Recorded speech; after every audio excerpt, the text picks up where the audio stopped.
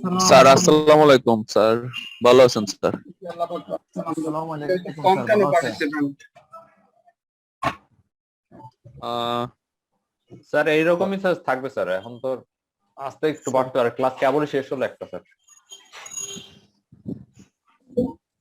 আমরা কি তাহলে শুরু করব নাকি? জি স্যার শুরু করেন স্যার। জি স্যার শুরু করেন স্যার।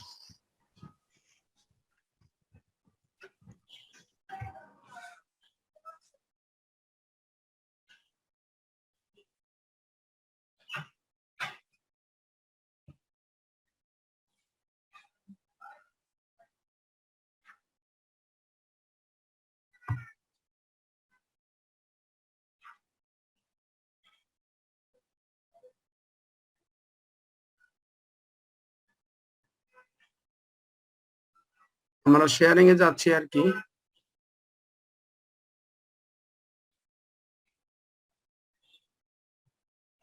আমার শেয়ারিংটা দেখা যাচ্ছে? স্যার এখনো দেখা যায়নি স্যার। আচ্ছা,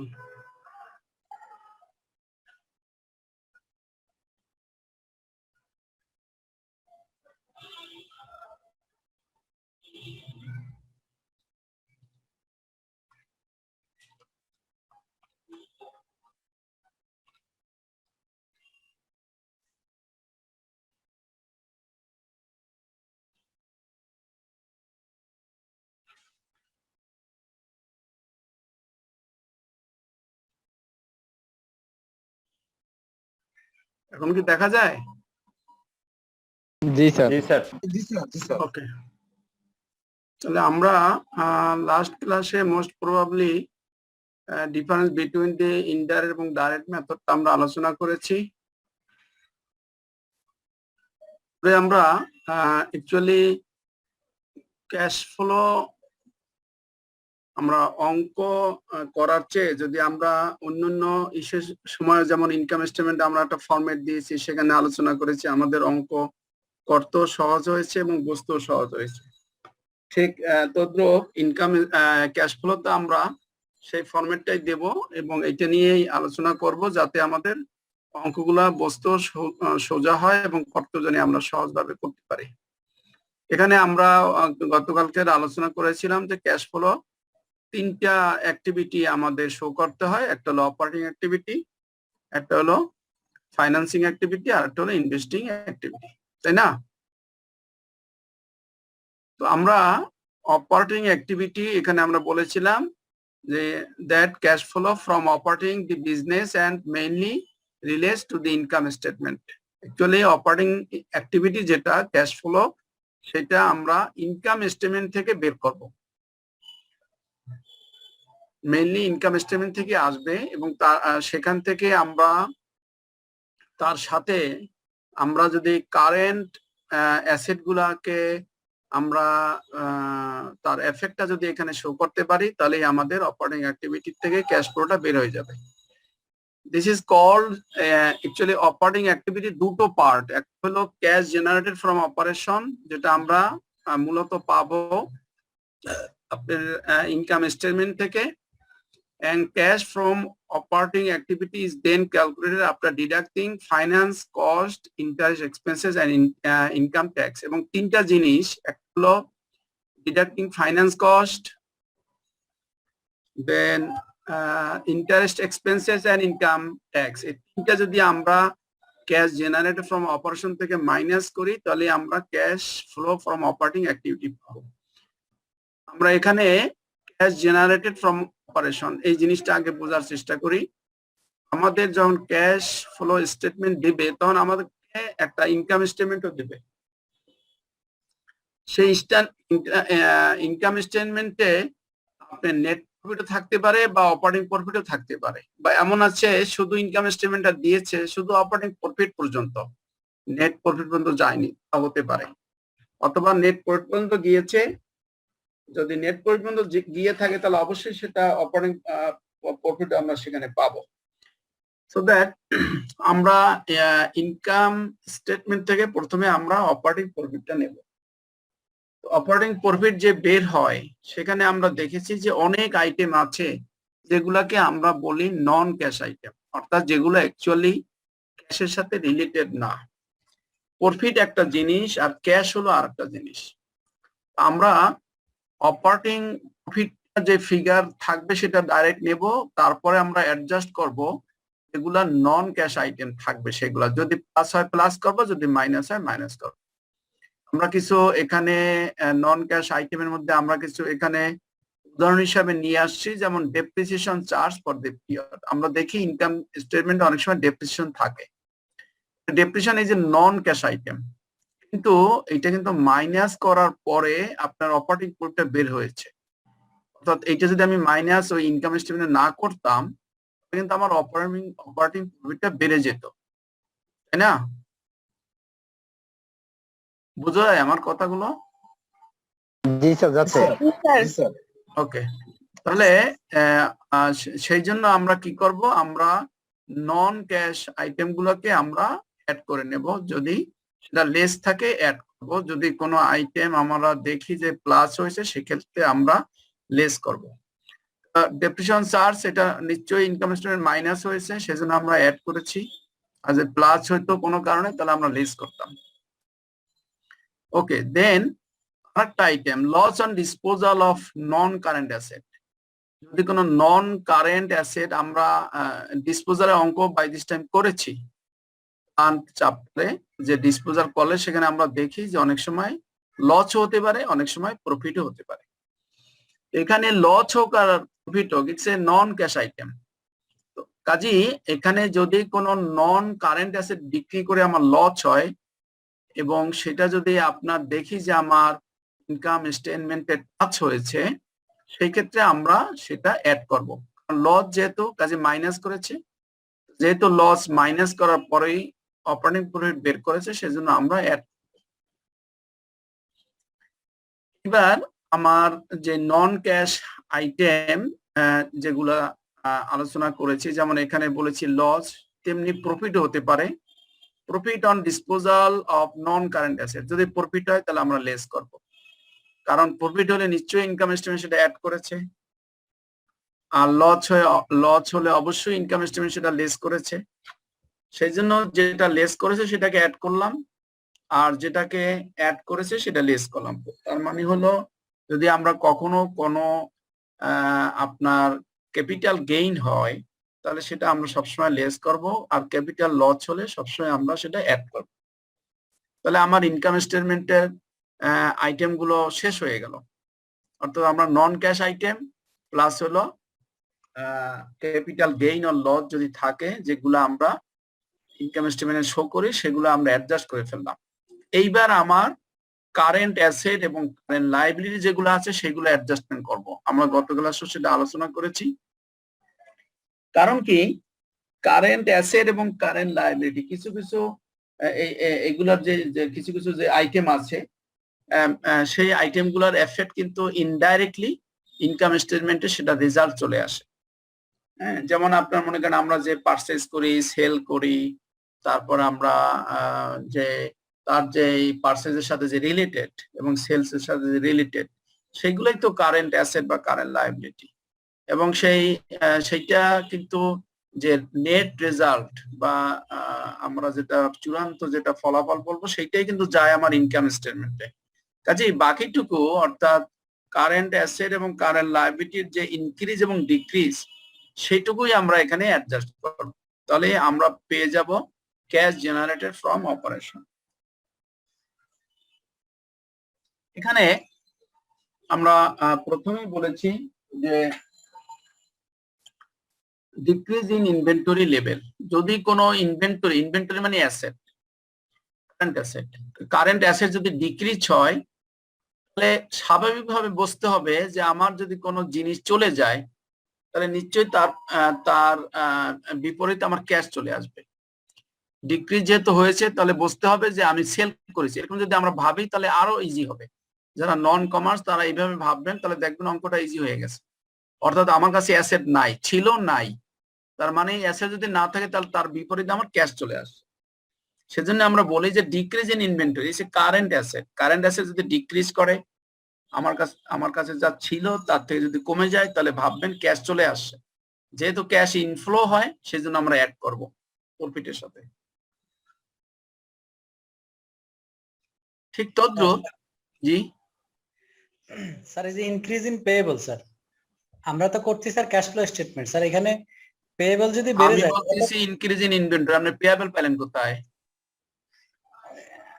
স্যার নিচের অংশে ছিল স্যার, আপনি তো আবার নিচে চলে আসছিলেন তাই দেখছিলাম স্যার, এই যে ইনক্রিজ ইন পেয়েবল ছিল নিচেরটা স্যার। আমরা অ্যাডভান্স আলোচনা করলে তো মুশকিল হয়ে যাবে, কথা বুঝতে পেরেছেন? আচ্ছা জি স্যার আসেন স্যার। অ্যাডভান্স আলোচনা স্যার। করলে না আপনি স্যার অ্যাডভান্স ইয়ে করলে স্যার একটু সমস্যা হচ্ছে স্যার, আপনি করেন স্যার। আপনি তো ভাবেন আপনাকে নিয়ে, আমি তো ভাবি আমার এই ক্লাসে বাংলা পড়ার ছাত্র আছে, ছাত্রী আছে, না স্যার আমি স্যার সেটা পড়ার বলিনি, ছাত্র আছে, ছাত্রী আছে, তো আমি তো আপনার ইনক্রিজ ইন পেয়াবল কিন্তু যাবো, আমি তো যাই না ওখানে। আপনি যদি সরি অ্যাডভান্স স্যার আমি ভাবছিলাম স্যার আপনি নিচের দিকে একবার আসছিলেন তো, আমি ভাবছিলাম স্যার মনে হয় ওগুলা স্কিপ করে গেছেন, এই জন্য স্যার জিজ্ঞেস করছিলাম। ঠিক আছে স্যার, সরি স্যার।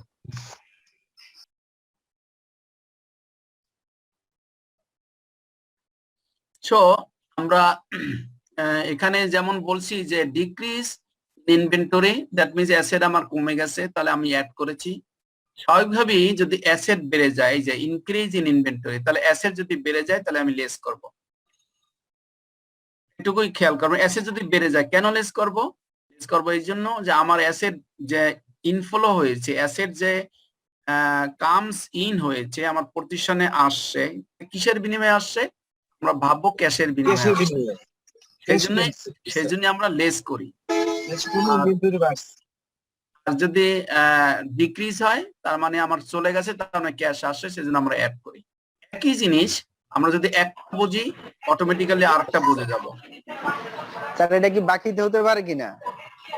বাকিতে যদি হয়ে থাকে, যদি উল্লেখ হয়ে থাকে, হ্যাঁ বাকিতে হতেও পারে, বাকি স্যার। যেটা সেটারও এফেক্ট আসবে, আর যেটা ক্যাশের হবে সেটাও এফেক্ট হবে। আমরা ধরে নেই যে এটা ক্যাশে হয়েছে, ঠিক আছে? জি স্যার, মানে ধরে নিচ্ছি ক্যাশে হচ্ছে, কিন্তু যদি উল্লেখ থাকে কখনো যে বাকিতে হয়েছে, তখন কি আমরা ক্যাশে ধরে নেব? বাকিতে উল্লেখ থাকলে তার এফেক্ট থাকবে। আমরা একটু শেষ করি, তারপর আপনাদের আচ্ছা, session আচ্ছা, নেব। স্যার আপনি একটু শেষ করে নেন স্যার, মাঝখানে যদি কোশ্চেন করে তাহলে একটু স্যার ইন্টারাপ্ট হচ্ছে স্যার বোঝার ক্ষেত্রে স্যার। হ্যাঁ কারণ সেটাই তো, মানে অগ্রিম স্যার। বুঝে ফেললে তো আমার জন্য অসুবিধা। আমি তো জি স্যার। আসলে এত বুঝি না, আমি বুঝিও অল্প, এই জন্য জি আমি স্যার। যাই একটু স্লোলি, কথা বলছেন? আমার মনে হয় আপনি শেষ করেন, পুরোটা শেষ করেন, তারপর কোশ্চেন যদি কেউ করতে চায় করুক স্যার, এটা কোনো ইয়া নাই স্যার স্যার। আপনি স্টেপ বাই স্টেপ স্যার আপনি শেষ করেন, তাহলে হ্যাঁ শেষ করেন স্যার আগে, মাঝখানে যদি কেউ মানে কোশ্চেন করে তখন একটু ইয়ে হয় একটু স্যার, ইন্টারাপ্ট হয়। জি স্যার, থ্যাংক ইউ।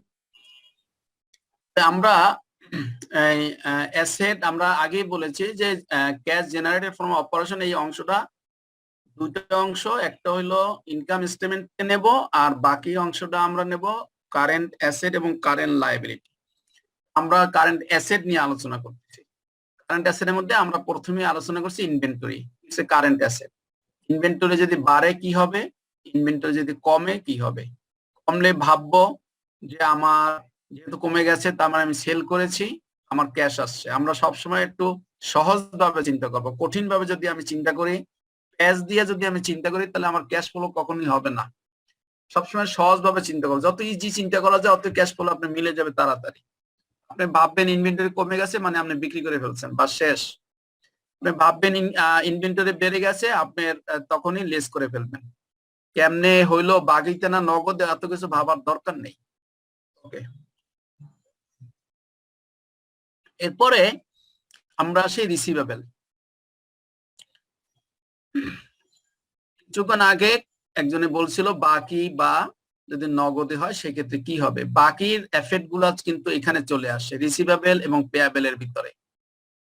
যত বাকি থাকে সেগুলো এই দুটোর ভিতরে চলে আসে। আমি যদি কারো কাছে পাই সেটাও একটা বাকি, সেটা চলে আসে আমার রিসিভেবল এর মধ্যে।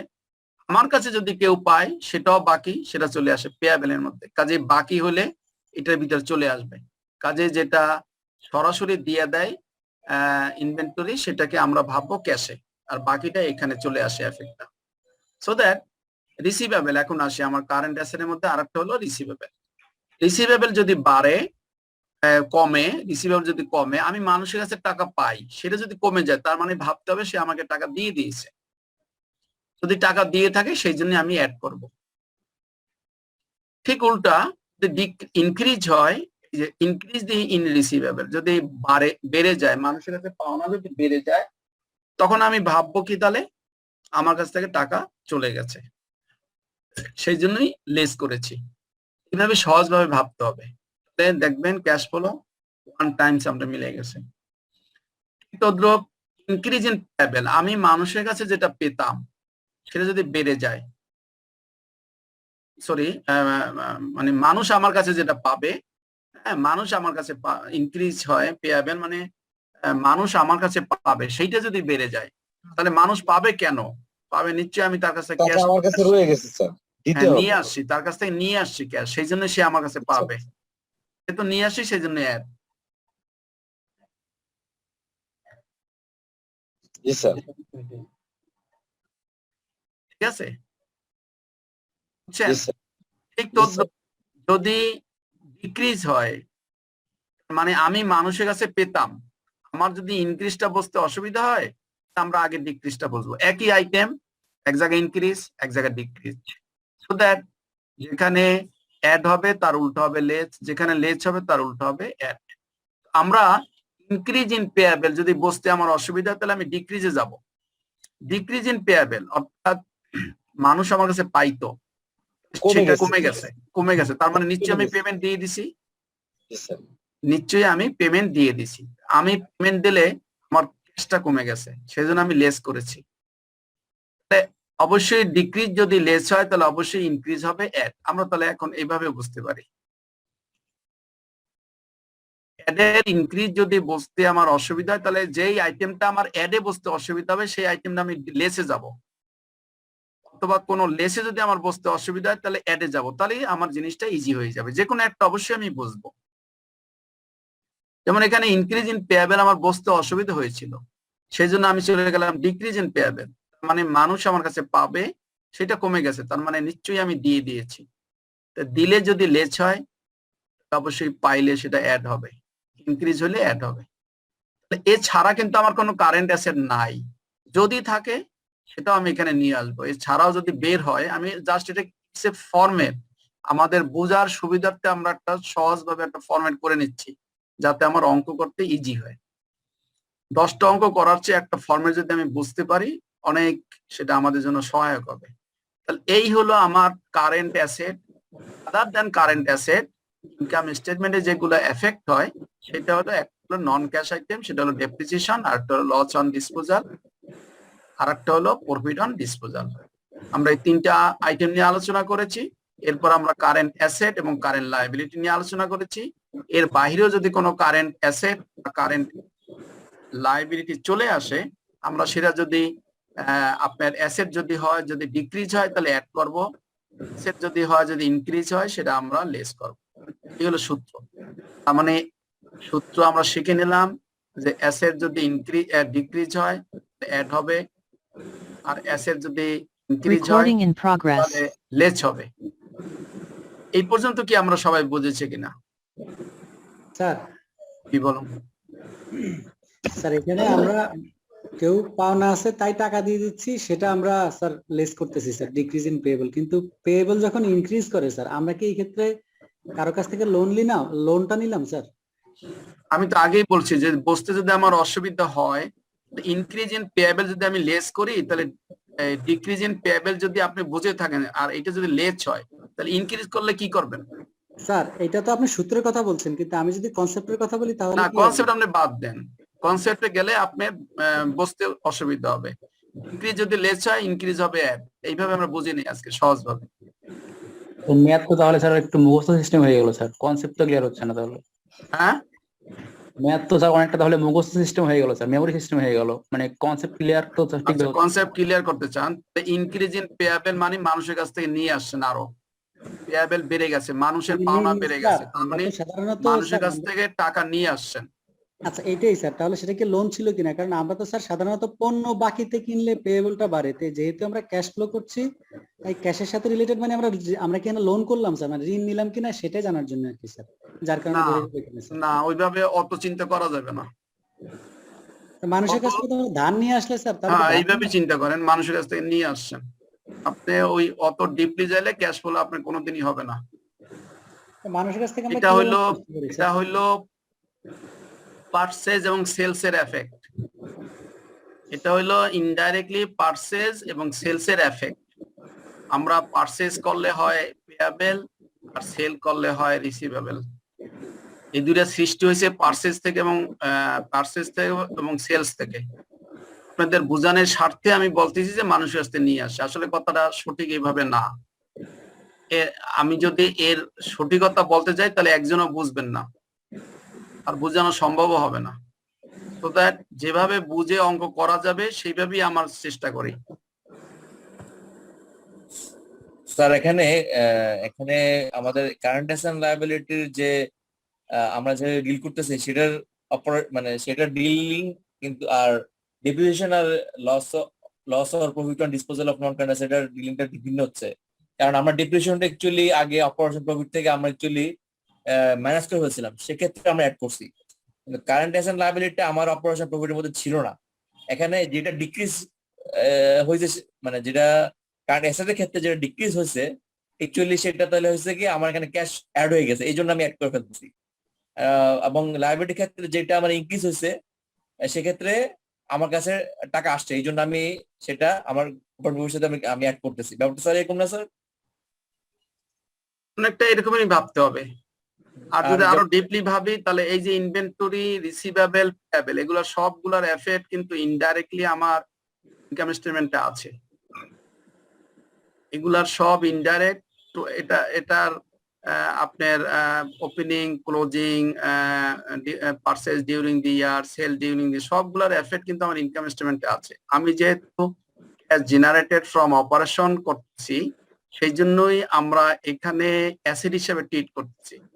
আসলে যখন আমরা ইনকাম স্টেটমেন্ট করেছি তখন তো আমরা কস্ট অফ গুডস বের করেছিলাম, সেখানে কস্ট অফ গুডস বের হওয়ার পরে ইনভেন্টরি ওপেনিংটা যোগ করেছি, ক্লোজিংটা লেস করেছি, পারচেজ ডিউরিং দি ইয়ারটা অ্যাড করেছি, অনেক কিছুই করেছি।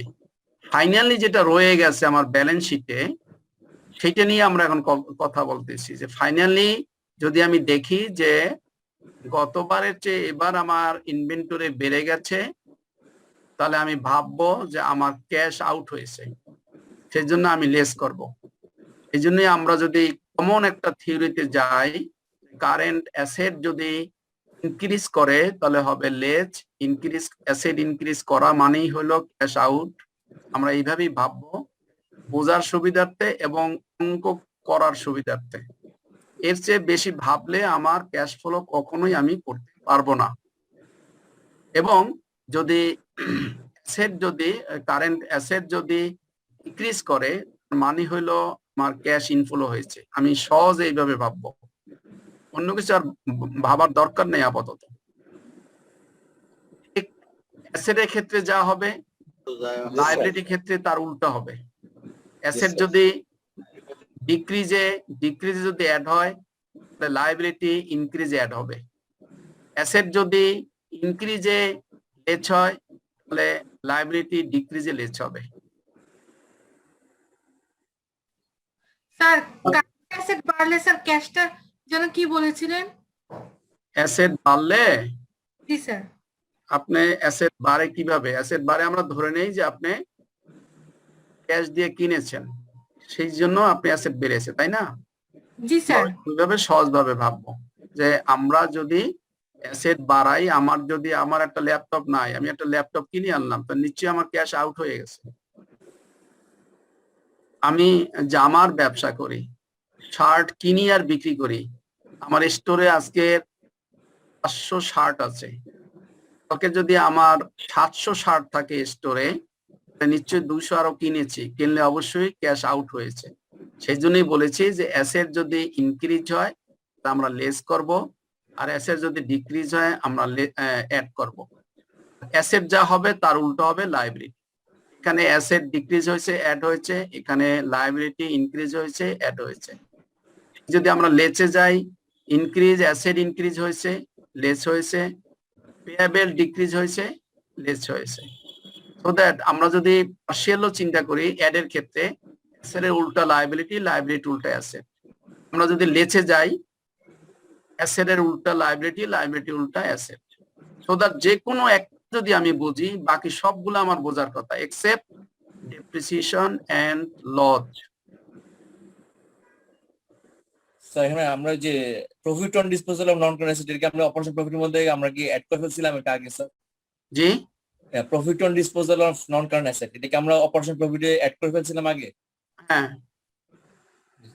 অ্যাড করি না, লেস করছি, লস তো লেস, লেস হয়েছে না, না, স্যার। আমি প্রফিট না, অ্যাড করছি। এর আগে হ্যাঁ এটা না না অপারেশন প্রফিটের মধ্যে এই জিনিসটা ছিল নাকি না আমি বলতে চাচ্ছি স্যার।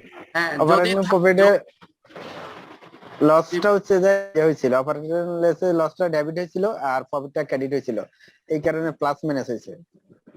না, এটা তো আগে অপারেশন প্রফিটের মধ্যে আছে, এই জন্য আমরা উল্টা করতেছি। প্রফিট ক্রেডিট হলে তো বাড়ে ভাই, এখানে লস হওয়ার কারণে তো আমরা বাদ দিয়ে দিছি আমাদের অপারেটিং ইনকাম থেকে লস হওয়ার কারণে। এটা তো আমাদের নন কারেন্ট অ্যাসেট ছিল, ক্যাশে সেটাকে কনভার্ট করে সেই পরিমাণ টাকা বাদ দিয়ে দেওয়া হয়েছিল। না আমি এটা বলতেছি না, আমি বলতেছি যেমন নিচে যে ইয়ার আইটেম গুলা current asset current liability item গুলা, সেটা তো আমরা এখানে এটার ট্রিটমেন্ট কিন্তু ডিফারেন্ট হচ্ছে। এটা ডিক্রিজ হলে ডিক্রিজ হচ্ছে, অ্যাড হচ্ছে, ইনক্রিজ হলে ইয়ে হচ্ছে। কিন্তু ডেপ্রিসিয়েশন এবং লস অন ডিসপোজাল এটা সরাসরি সম্ভবত প্রফিট আমি অ্যাড করে ফেলছিলাম, সেই জন্য আমি এটা মাইনাস হলে অ্যাড করতেছি, প্লাস হলে আমি লেস করতেছি। আমি এটা বলতে চাচ্ছি আর কি।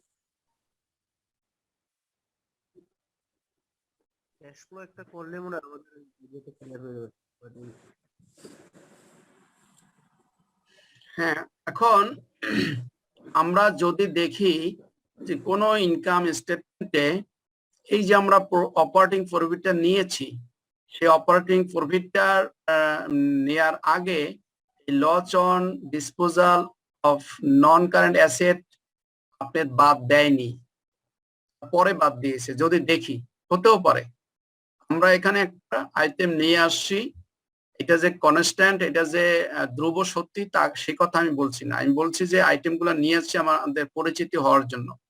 এবং এখানে উপরে আমি বলেছি অপারেটিং প্রফিট, মানে অপারেটিং প্রফিটের সাথে আমি কেন অ্যাড করতেছি? অ্যাড করতেছি এই জন্য যে অপারেটিং প্রফিটটা যখন আমি বের করেছি তখন এগুলো বাদ দিয়েছিলাম কিনা। যদি বাদ দিয়ে থাকি তাহলে আমি অ্যাড করব, আর যদি বাদ দিয়ে না থাকি তাহলে তো আমার অ্যাডের প্রশ্ন নাই। আমি একটা অপারেটিং প্রফিট পেলাম, সেখানে দেখে কোনো ডেপ্রিসিয়েশন নাই, চার্জ করে নাই, তাহলে তো আমি ডেপ্রিসিয়েশন নাই, আমি চার্জ অ্যাড করা কিছুই নেই, এই আইটেমটা নাই, অ্যাড করব না। যদি আমি দেখি যে অপারেটিং প্রফিট বের করার সময় loss on disposal of non current asset less করে নাই, তাহলে আমি বাদ অ্যাড করব না। কিন্তু যদি সে অপারেটিং প্রফিট আগে লেস করে থাকে তাহলে আমি কি করব, সেটাই আমি এখানে বোঝানোর চেষ্টা করেছি। জি স্যার। এমনও আছে যে এখানের অনেক আইটেম আছে, সব আইটেম তো সব অঙ্কে থাকবে তা না। আমরা একটা উদাহরণ হিসাবে কিছু আইটেম এনে আমরা বোঝানোর চেষ্টা করছি যে কিভাবে আমার ক্যাশ ইনফ্লো হয়, কিভাবে আমার ক্যাশ আউটফ্লো হয়। ওকে, তাহলে আমরা পেয়ে গেলাম ক্যাশ জেনারেটেড ফ্রম অপারেশন। এরপরে এই ক্যাশ জেনারেটেড ফ্রম অপারেশনের থেকে যদি আমরা তিনটা আইটেম যদি আমরা মাইনাস করি, একটা হলো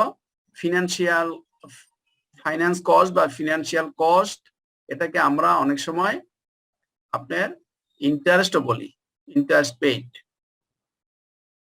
এক সময় এক এক ল্যাঙ্গুয়েজ আমরা অঙ্কে পাবো, অনেক ল্যাঙ্গুয়েজ পাবো ফাইন্যান্স কস্ট, অনেক সময় পাবো ইন্টারেস্ট পেইড, অনেক সময় পাবো শুধু ইন্টারেস্ট।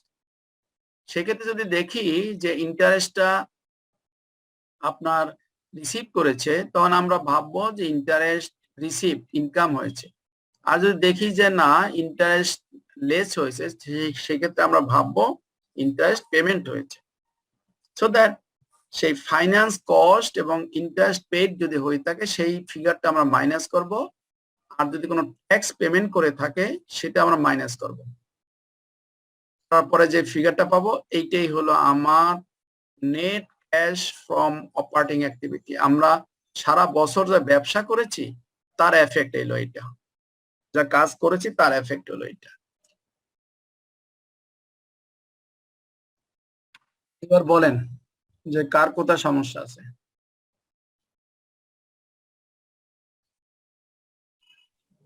সমস্যা নাই। কারণ অপারেটিং অ্যাক্টিভিটিটা হলো মেইন জিনিস, এটা যদি আমরা করে ফেলতে পারি বাকি দুটো অংশ খুব ইজি। বুঝতে পেরেছি স্যার। ইন্টারেস্ট রিসিভ যদি হতো, হ্যাঁ, তাহলে এটা স্যার অ্যাড হতো। ইন্টারেস্ট রিসিভ হলে সেটা আমরা দেখব পরবর্তী পর্যায়ে, কিন্তু এখানে শুধু পেইডে আসবে। ইন্টারেস্ট যদি পেইড হয় সেই ইন্টারেস্ট পেমেন্টটা আসবে, অথবা এটা যদি আরেকটা নাম থাকে ফাইন্যান্স কস্ট অথবা ফিনান্সিয়াল কস্ট, সেইটা আসবে, প্লাস ট্যাক্স পেইড, দুইটা আসবে আইটেম। তাহলে আমরা এইটুকুই মুখস্থ করে নেব যে cash flow from operating activity দুইটা অংশ, হলো জেনারেটেড ফ্রম অপারেশন, আর হলো net cash flow from net cash flow from operating activity, হলো অপারেটিং অ্যাক্টিভিটি, আর একটা হলো জেনারেটেড ফ্রম অপারেশন।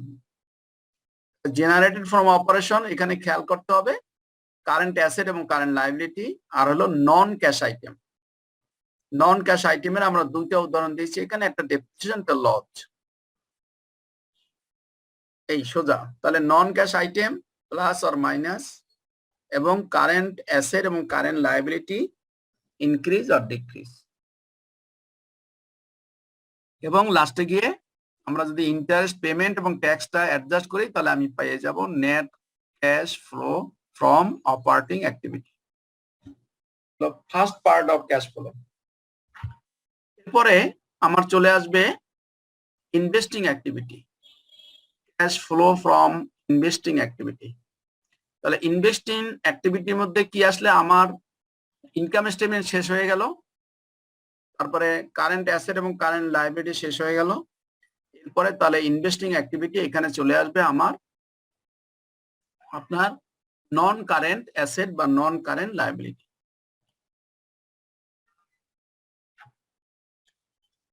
সেখানে আমরা বলেছি যে এখানে বলেছি purchase of non current asset, সহজভাবে সহজ করে দিয়েছি, কিন্তু যদি এরকমের হয় increase the value of fixed asset, fixed অ্যাসেটের ভ্যালু যদি বেড়ে যায় তাহলে আমি ভাববো purchase of non current asset বা ফিক্সড অ্যাসেট পারচেজ হয়েছে, তাই সেটা মাইনাস ফিগার হবে। আর যদি দেখি decrease the value of fixed asset, fixed অ্যাসেটের ভ্যালু কমে গেছে, মানে ভাববো যে proceeds on sale of non current asset, non current asset বিক্রি করে আমি টাকা পেয়েছি, তাহলে টাকা যদি ইনফ্লো হয় তাহলে পজিটিভ থাকবে, প্লাস ফিগার হবে।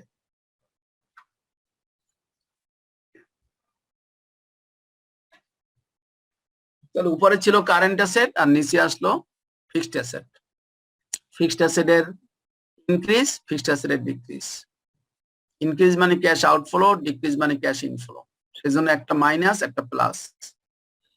এবার আমি চলে যাব ইনভেস্টমেন্ট ইনকাম, যদি আমার থাকে ইনভেস্টমেন্ট থেকে যদি কোনো ইনকাম আমি পাই, যেমন একটু আগে একজনে বলেছিলেন যে ইন্টারেস্ট যদি আমি পাই তাহলে কি হবে, এখানে চলে আসবে, এই যে ইনভেস্ট করেছেন তার উপরে হয়তো ইন্টারেস্ট পেয়েছেন, ইনভেস্টমেন্ট ইনকামের মধ্যে যদি কোনো ইন্টারেস্ট আপনি রিসিভ করেন তাহলে এইখানে চলে আসবে,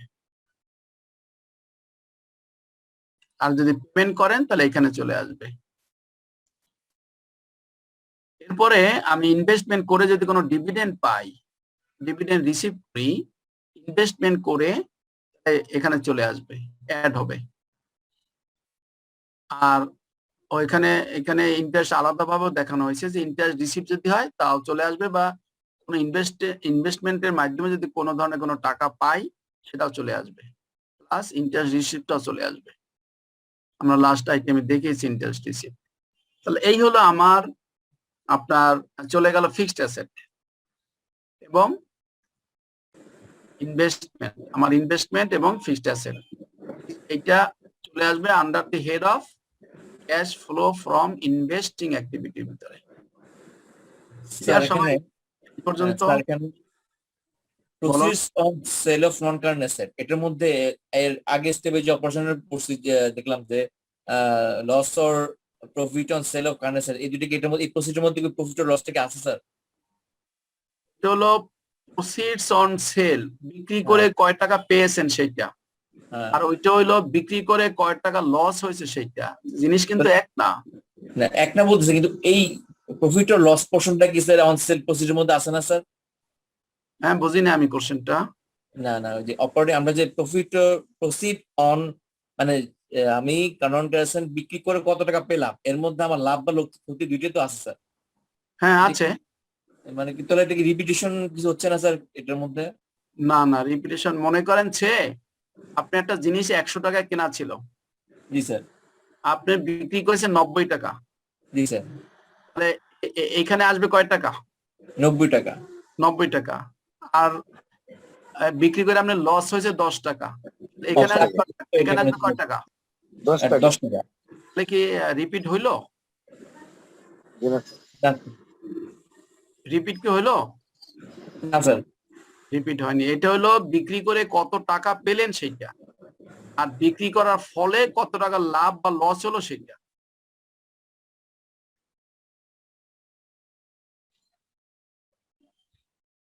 ক্লিয়ার সবাই? জি স্যার। জি স্যার, জি স্যার। তাহলে আমরা ইনভেস্টিংটা হয়ে গেল। নেক্সট আমার আরেকটা পোরশন থাকে, সেটা হলো ফাইন্যান্সিং অ্যাক্টিভিটি। আমরা তাহলে কারেন্ট অ্যাসেট শেষ করলাম, ফিক্সড অ্যাসেট শেষ করলাম, বাকি থাকে আমার লং টার্ম লায়াবিলিটি আর থাকে শেয়ার ক্যাপিটাল, এই দুটো থাকে। সেইটাই আসবে এইখানে, ফাইন্যান্সিং অ্যাক্টিভিটির মধ্যে আসবে লং টার্ম লায়াবিলিটি এবং ক্যাপিটাল অংশটুকু। এখানে যদি আমরা খেয়াল করি, প্রসিডস ফ্রম ইস্যুইং শেয়ার, যদি দেখা যায় যে আপনি শেয়ার ইস্যু করেছেন, অর্থাৎ আপনার শেয়ার ক্যাপিটাল গত বছর ছিল 500 টাকা, এই বছর হয়েছে আপনার 700 টাকা, 200 টাকা নিশ্চয়ই আপনি শেয়ার ইস্যু করেছেন, আর শেয়ার ইস্যু করলে অবশ্যই আপনার ক্যাশ ইনফ্লো হয়েছে, সেই জন্যই সেটা অ্যাড হবে, প্লাস হবে। ওইটাই আমরা বলছি যে প্রসিডস ফ্রম ইস্যুইং শেয়ার, আমরা যদি শেয়ার ইস্যু করে কিছু পাই সেটা আসবে এইখানে। অর্থাৎ যদি আমার শেয়ার ক্যাপিটাল ইনক্রিজ করে, যতটুকু ইনক্রিজ করবে ততটুকুই আমার সেই ফিগারটা আমার এখানে আসবে, ওটুকুই আমি ক্যাশ পেয়েছি। গেল আমার শেয়ার ক্যাপিটাল, বাকি থাকে আমার লং টার্ম লায়াবিলিটি। সেটাই বলেছি প্রসিডস ফ্রম লোন, আমার যদি লোনের ফিগারটা যদি আমার ইনক্রিজ করে, যেমন আগে আমার লোন ছিল 100 টাকা, এখন যদি আমি লোন দেখা যায় যে আমার 150 টাকা হয়ে গেছে, তাহলে বুঝতে হবে 50 টাকা আমি আরো লোন করেছি, তাহলে নিশ্চয়ই 50 টাকা লোন করে আমার ক্যাশ ইনফ্লো হয়েছে, সেটুকুই আমার অ্যাড হবে, সেই জন্য আমরা বলছি ইনক্রিজ লোন।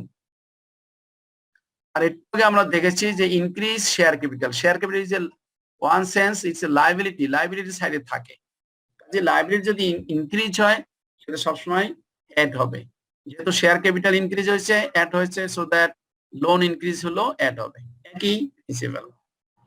আর যদি ডিক্রিজ হয় তাহলে পেমেন্ট নিশ্চয়ই, একটু আগে যদি ইনক্রিজ অ্যাড হয় তাহলে লাইবিলিটি যদি ডিক্রিজ করলে অবশ্যই পেমেন্ট, সেটা আমরা বলছি repayment of loans or debenture, অথবা decrease the value of loan, তাহলে মাইনাস ফিগার হবে, আউটফ্লো হয়ে গেছে।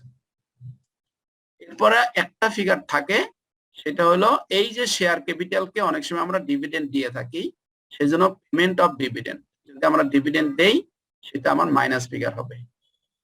এই হলো টোটাল আপনার একটা প্রতিষ্ঠানের অ্যাসেট এবং লায়াবিলিটি এবং সেল, পারচেজ, অপারেটিং প্রফিট সবকিছু মিলিয়ে আমার টোটাল যে ক্যাশ ইনফ্লো এবং আউটফ্লো তার ফিগারটা আমরা পেয়ে গেলাম। এটাকে বলা হয় total cash flow from financing activity. যদি প্লাস হয় তাহলে ক্যাশ ইনফ্লো, যদি মাইনাস হয় ক্যাশ আউটফ্লো। আমাদের এখানে সব যোগ বিয়োগ করে আমরা দেখলাম যে ইটস এ পজিটিভ সাইন বা প্লাস ফিগার, সো দ্যাট আমরা বলতে পারি যে cash flow from financing activity. Sorry, তিনটা যোগ করে দ্যাট মিনস আপনার operating activity plus investing activity plus financing activity, এই তিনটা অ্যাক্টিভিটি থেকে যোগ করে যেটা পেলাম সেটাকে বলা হয় net increase in cash and bank balance. Either ব্যাংকে আছে অথবা ক্যাশে আছে।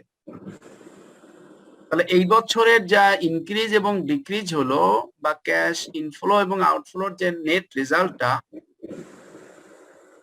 তার সাথে যদি আমি আমার বছরের প্রথমে যে ক্যাশ ছিল ব্যালেন্স শিটে আমরা যদি যাই, তাহলে আমরা কারেন্ট অ্যাসেটের মধ্যে একটা আইটেম আমরা বাদ দিয়ে এসেছি, সেটা হলো cash. Cash itself is a current asset. তো আমরা যেহেতু ক্যাশ ফ্লো করতেছি, যদি ক্যাশটা আমরা এই জন্য সবার শেষে এসে ওপেনিংটা আমরা যোগ করলাম। ওপেনিংটা কেন যোগ করলাম? দেখলাম যে আমার ক্লোজিং ব্যালেন্সটা মিললো কিনা।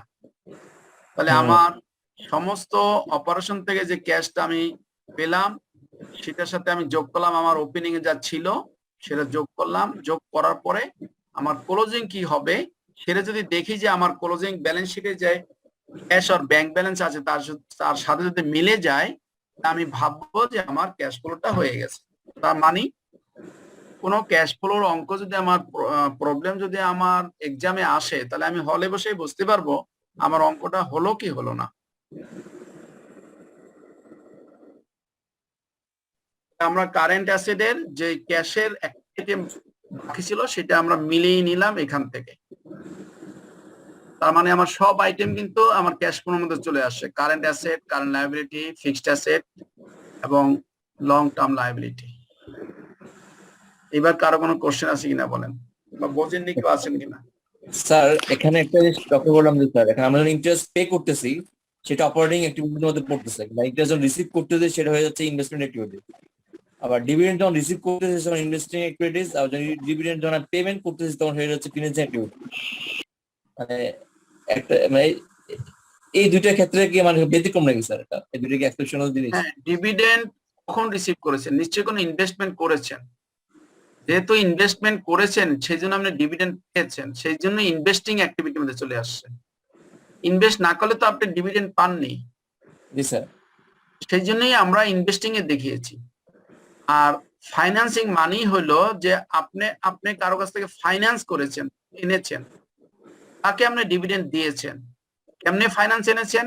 আইদার শেয়ার ইস্যু করে, তাহলে ডিবেঞ্চার ইস্যু করে, তাহলে ধার করে, কোনো না কোনো ভাবে আপনি ফাইন্যান্সিং করেছেন আপনার প্রতিষ্ঠানের জন্য, মানুষের কাছ থেকে টাকা এনেছেন, সেই জন্য সেটাকে আমরা ফাইন্যান্সিং বলি। সেই জন্যই ডিভিডেন্ড এই ডিভিডেন্ড পেমেন্টটা এখানে চলে আসছে, এদের সাথে রিলেটেড, ফাইন্যান্সিং এর সাথে রিলেটেড। আর ডিভিডেন্ড রিসিভ ইনভেস্টিং এর সাথে রিলেটেড।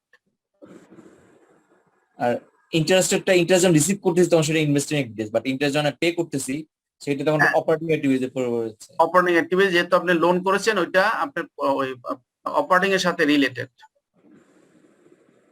সেজন্য আমরা ওখানে দেখিয়েছি।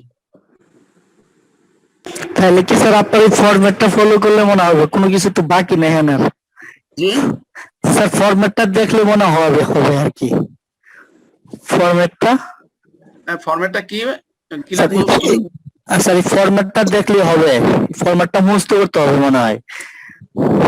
বলতেছে এই ফরম্যাটে সবকিছু আছে, তাহলে সবকিছু আছে স্যার, দেখলেই হবে। উনি এটা বলতেছে ফরম্যাটটা আমি চেষ্টা করেছি, আপনারা 10টা অঙ্ক না করলে ফরম্যাটটা একবার করতে পারেন, আপনি 10টা অঙ্ক করার সমান হয়ে যাবে।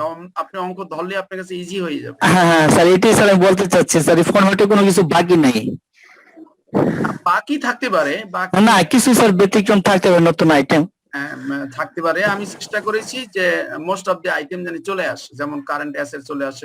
এখন কারেন্ট অ্যাসেট আমি এখানে 3টা আইটেম দিছি, আরো যদি কোনো কারেন্ট অ্যাসেট কেউ বের করে করুক। আমার তো সূত্র এই একটাই যে কারেন্ট অ্যাসেট বাড়লে কি হবে, কমলে কি হবে। আমি তো আইটেম মুখস্থ করবো না, আমি তো কনসেপ্ট মুখস্থ করবো। আমার ফিক্সড অ্যাসেট, আমি এখানে ফিক্সড অ্যাসেট বলছি, ফিক্সড অ্যাসেট তো হাজারো আইটেম থাকতে পারে ফিক্সড অ্যাসেটের মধ্যে। আমি বলেছি যে ফিক্সড অ্যাসেট ইনক্রিজ হলে কি হবে, ডিক্রিজ হলে কি হবে। আচ্ছা স্যার আরেকটা জিনিস স্যার, রিপেমেন্ট অফ লোন কি আবার রিপেমেন্ট করা হবে ওই ফিগার নাকি স্যার? রিপেমেন্ট অফ লোন মনে করেন যে আপনার লং টার্ম, আপনি একজনের কাছ থেকে 5 বছরের জন্য 1000 টাকা ধার করেছেন। আপনি গত বছর ব্যালেন্স ছিল 1000 টাকা, এই বছর দেখা যায় সেখানে আপনার 800 টাকা আছে, তাহলে 200 টাকা নিশ্চয়ই আপনি রিপেমেন্ট করেছেন। হ্যাঁ স্যার, হ্যাঁ স্যার বুঝতে পারছি স্যার। এটা আমরা বলছি রিপেমেন্ট। যদি আপনি এটা বুঝতে অসুবিধা, আপনি এইটুকু মনে করবেন ডিক্রিজ লোন। স্যার বুঝতে পারছি স্যার। ইনক্রিজ লোন, ইনক্রিজ যদি হয় তাহলে হবে আপনার পজিটিভ, ডিক্রিজ যদি হয় হবে নেগেটিভ, কারণ ক্যাশ চলে গেছে। হ্যাঁ স্যার বুঝতে পারছি স্যার। আর কোনো কোশ্চেন?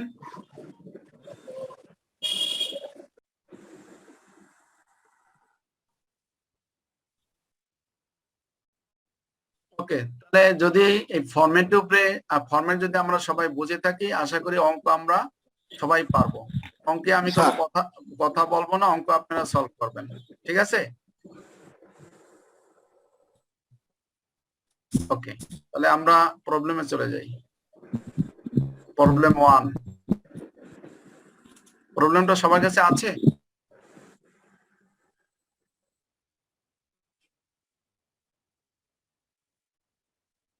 প্রবলেমটা কি সবার কাছে আছে?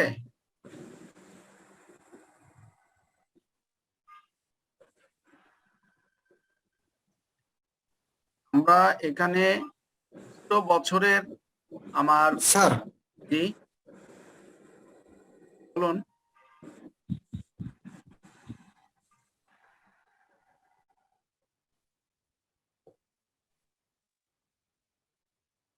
আমার এখানে বলেছে company had the following items on its statement of financial position at the end of year first and year second.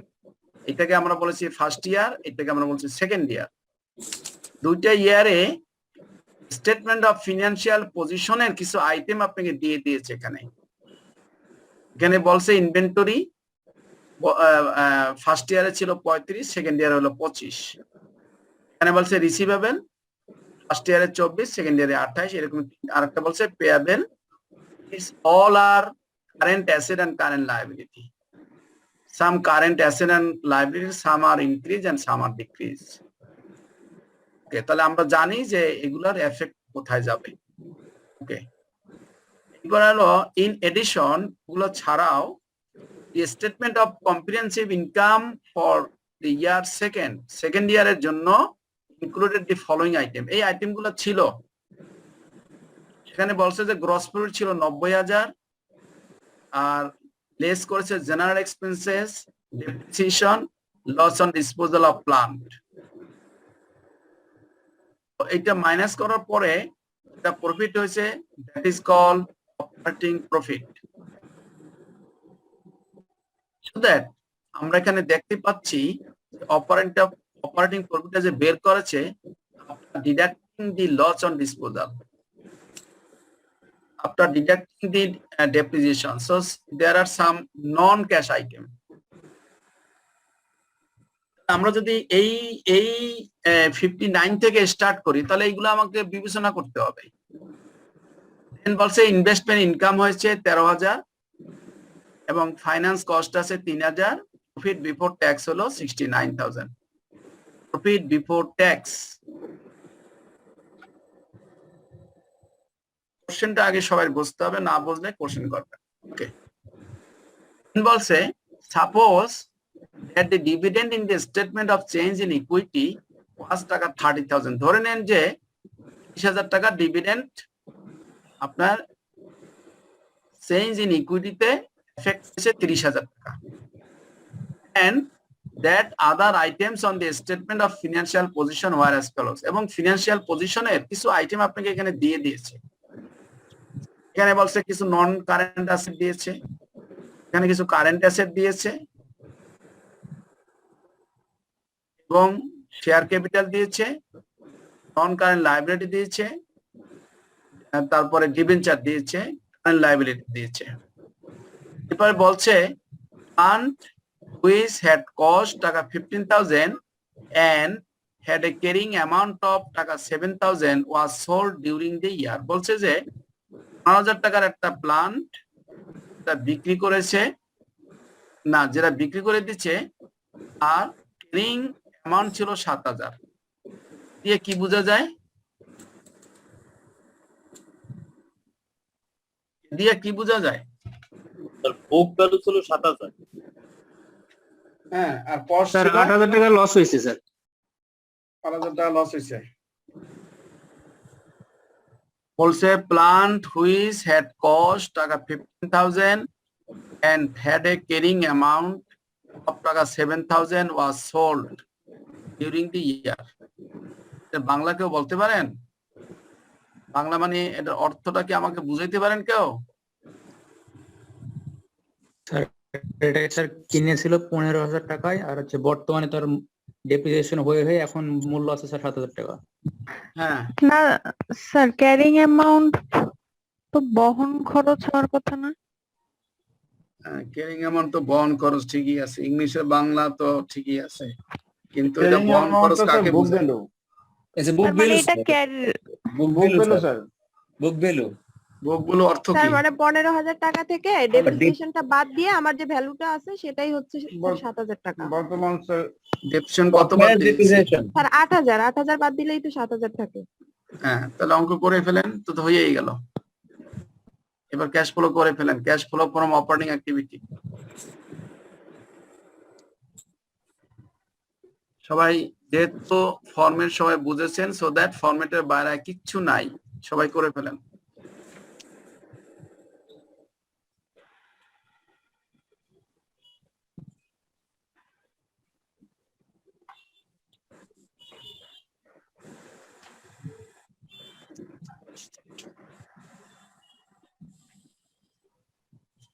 আমরা যেভাবে ফরম্যাট দিয়েছি সেভাবে আমরা সবাই করে ফেলি।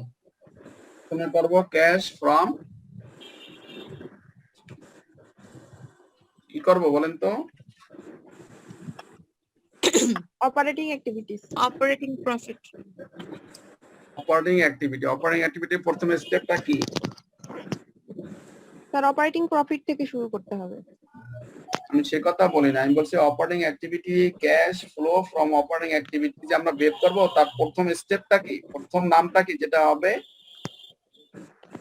Cash generating Sir, from not operating cash item. Cash generated Generated from from operation. Operation. এই heading দিয়ে আমরা স্টার্ট করব। Cash generated from যেভাবে ফরম্যাট দিয়েছি ঠিক সেইভাবে অঙ্ক করেন। এই যে ফরম্যাট উপরে আছে, দেখে দেখে অঙ্ক করে ফেলেন। cash generated from operation. উপর থেকে কোম্পানির নাম হবে, তারপর হবে ক্যাশ ফ্লো স্টেটমেন্ট, তারপর হবে এইটাকে আমরা বলি indirect method. Indirect method, cash flow from under indirect method. আমরা ডাইরেক্ট মেথড পরে যাব, আমরা আগে ইনডাইরেক্ট মেথডটা বুঝে নেই। এটাকে বলে ইনডাইরেক্ট মেথড। প্রথমে কোম্পানির নাম, তারপর cash flow statement under indirect method.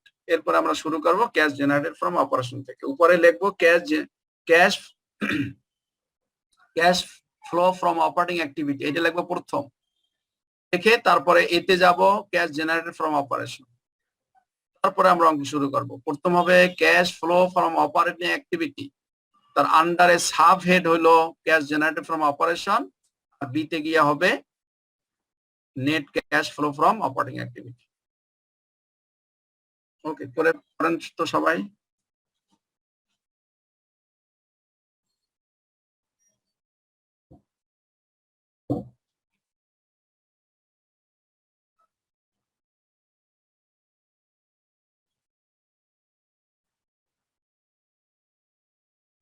Sir কোশ্চেনটা দেখা যাচ্ছে না। হ্যাঁ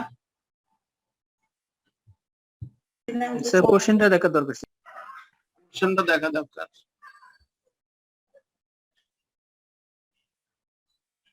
দেখা যাচ্ছে? জি স্যার। স্যার ইনভেন্টরিজ ডিক্রিজ হলো না ইনক্রিজ হলো সেটা কিভাবে বুঝবো? হ্যাঁ, ইনভেন্টরিজ দেখেন 2 সালের মধ্যে পার্থক্য। ইনভেন্টরি যে দেখেন ফার্স্ট ইয়ারে আছে কত? 35,000 আমরা কি সেকেন্ড ইয়ারে অঙ্ক করতেছি না ফার্স্ট ইয়ারে অঙ্ক করতেছি? First year, second year sir. কোথায় সেকেন্ড বলা? ইয়ার, হ্যাঁ, ওই যে সেকেন্ড ইয়ারের ইনফরমেশন স্যার, সেকেন্ড ইয়ার করতেছে সেকেন্ড ইয়ারে অঙ্ক করতেছি। তাহলে সেকেন্ড ইয়ারে ইনভেন্টরি কত 25,000, আর ফার্স্ট ইয়ারে ছিল কত? 35,000 বাড়ছে না কমছে? কমছে। তাহলে বুঝতে তো পারলেনি, এইভাবে করবেন। জি স্যার। স্যার এখানে বলুন। যে এই যে ডিপ্রিসিয়েশনটা দেওয়া প্রথমে যে দেওয়া আছে, এখানে তো লিখাই আছে ডিপ্রিসিয়েশন অন প্ল্যান্ট, তাহলে কি এটা নিব নাকি কিছুক্ষণ আগে যে আমরা লাস্ট একটা কথা পরে ডিপ্রিসিয়েশনটা বের করলাম ওইটা নিব, যে 15,000 থেকে 8,000 ডিপ্রিসিয়েশন বাদ দেওয়ার পর 7,000 টাকা বুঝলো থাকে, এটা নিব না যেটা ম্যাথে দেখাই দিচ্ছে? এখানে এখানে তো এই যে এখানে 8,000, এই 8,000 কি এই 1 বছরের নাকি 5 বছরের না 10 বছরের না কত বছরের? এটা হচ্ছে ডিউরিং দ্য ইয়ার, তার মানে হচ্ছে কিভাবে বুঝলেন ডিউরিং দি ইয়ার? এখানে যে হ্যাঁ, এটা ডিউরিং দি ইয়ার কথাটা কোথায় বলা আছে? না ওই এটাই তো বুঝতেছি না, ডিউরিং দ্য ইয়ার মানে ওই তো বছর সেখানে ওই বছর মেশিনটা দুইটা তো 7,000 বলা বছর টাকা হয়েছে বিক্রি যে করে দিতে, এই সে কথা বলা বছরে বুক ভ্যালু হলো 7,000। এই ডেপ্রিসিয়েশন যে ডিউরিং দি ইয়ার সেটা তো কোথাও বলা নাই, বলা আছে এই যে ক্যারিং অ্যামাউন্ট অর্থাৎ book value was sold during the year, এই বছরে বিক্রি করছে তার বুক ভ্যালু হলো এইটা, সেই কথা বলছে। এই কথা কি আপনাকে কোথাও বলছে যেখানে যে 8,000 এটা এই বছরে 8,000? না। এটা তো একটা অ্যাসেট সম্পর্কে depreciation আপনাকে আইডিয়া দিচ্ছে, আপনি যখন অ্যাসেটের হিসাব নিকাশ করবেন তখন এগুলোর এফেক্ট আসবে। ডেপ্রিসিয়েশন তো এখানে বলেই দিছে যে আপনি দেখাই তো যাচ্ছে 10,000 হ্যাঁ চার্জ করেছে। হ্যাঁ এটা দিয়ে করছি, তারপর আমার মনে হলো যে লাস্টে কি যেন একটা বলছি। না, ওই 8,000 তো এমন হইতে পারে 4 বছর হইতে পারে, 5 বছর হতে পারে, 10 বছর হতে পারে। হ্যাঁ জি স্যার, ওই 8,000 এর জন্য এই বছরও তো 100 টাকা হতে পারে, কত তা তো আমার জানার দরকার নাই। আমার দরকার হলো এই বছর এসে 10,000 টাকা চার্জ করছে।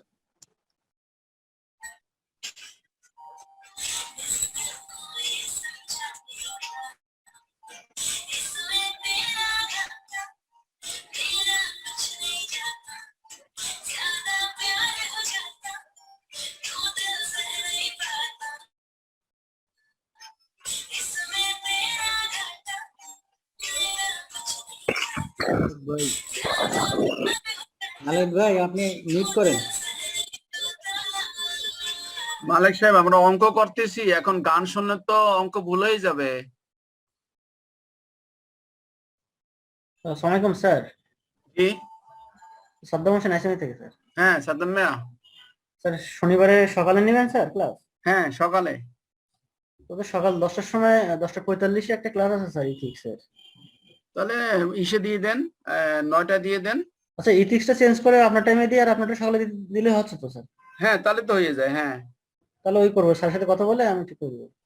ওকে, তাহলে 10:30 নাকি? 10টায়? 10টায় দিয়ে দেন। হ্যাঁ আচ্ছা স্যারের সাথে একটা ফোন করে আমি ক্লিয়ার করে দিই। এটা তাহলে আমাকে একটু জানাইয়েন, জি স্যার। আর ওদেরকে একটু মেসেজ দিয়ে দিয়েন। আমি ক্লাসে বলে দিচ্ছি কিন্তু আপনি একটু মেসেজ দিয়ে দিয়েন। জি স্যার, আমরা মেল পাঠিয়ে দেবো স্যার। ওকে ওকে।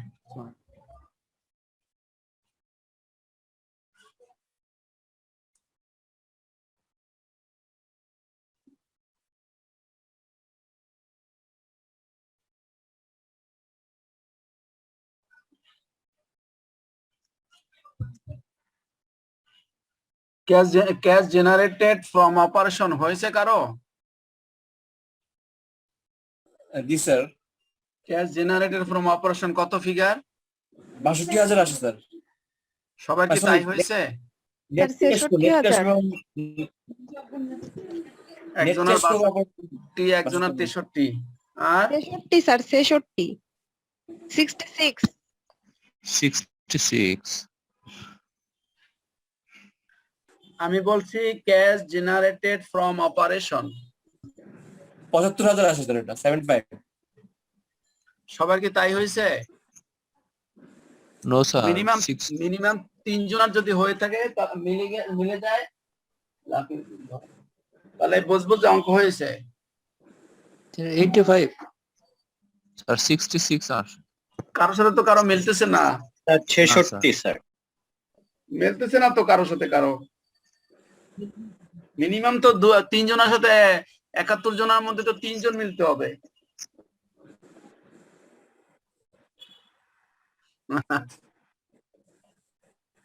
স্যার 81,000। হ্যাঁ 81 স্যার। Sir 81 81 sir, 1000 sir. 81। ওকে তাহলে আমরা 81 স্যার। 81। আচ্ছা তাহলে আমরা যাই, এই যে সলিউশনে দেখি আমাদের মিলছে কিনা, সবাই দেখে নিই একবার।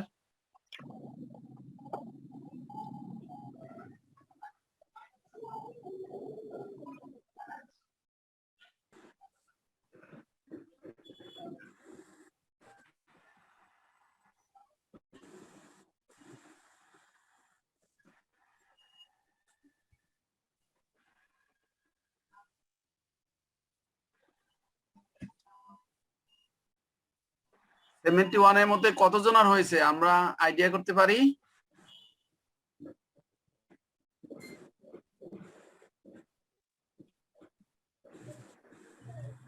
যাদের হয়নি তাদের কি কোনো জায়গায় কনফিউশন আছে?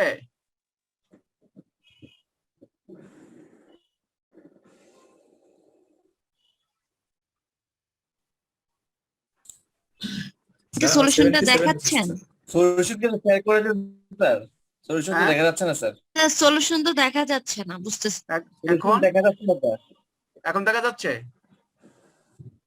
না স্যার দেখা না যাচ্ছে তো না, স্যার, রিকোয়ারমেন্ট দেখা পর্যন্ত যাচ্ছে দেখা না যাচ্ছে। স্যার। ও স্যার এটা দেখা যাচ্ছে প্রবলেম, স্যার প্রবলেম দেখা যাচ্ছে, রিকোয়ারমেন্ট পর্যন্ত দেখা যাচ্ছে। তাহলে সলিউশন দেখা যাবে না কেন? একই তো পেজ। এটা ফ্রিজ হয়ে আছে তো। স্যার আপনি আছে, নিচে আপনি ইয়ে করে আবার এটা ফ্রিজ হয়ে আছে স্যার। আচ্ছা তাহলে আমি স্টপ শেয়ারিং করে আবার শেয়ারিং এ যাচ্ছি।